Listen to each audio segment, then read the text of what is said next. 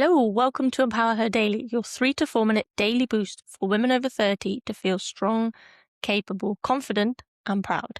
Today, we're starting a short mini-series on something that affects almost every woman, but very few of us are really taught how to understand it, especially when it comes to training, and that is your menstrual cycle. Now, the first thing I want to say is your cycle isn't something to fight against, and believe me, I have done my fair share of fighting with mine, but it is actually something to understand and work with. So many women feel confused by how different they feel one week to the next. They assume they're just being inconsistent, and I feel like I could really resonate with that a few years back. I couldn't understand why each week felt like I was a completely different person, and I wasn't in control of it. One week you feel energized, motivated, strong, productive. And then suddenly, the next week, everything feels harder. Workouts feel heavier, energy drops, motivation disappears a bit. And it can be really easy to assume that it's a lack of discipline or a lack of consistency. But most of the time, it isn't that at all. It took me a while to realize that my cycle was playing a part. Unfortunately, our cycle isn't one steady month where everything stays the same.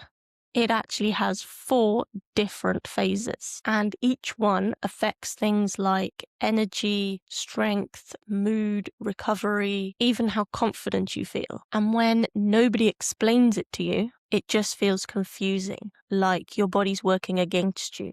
It can feel like you're doing something wrong when actually your body is just changing what it needs at different times of the month. One of the biggest mindset shifts I see with women I coach when they realize this is they're not doing something wrong or there's something wrong with them. They just haven't been taught how to work with their body. None of us have.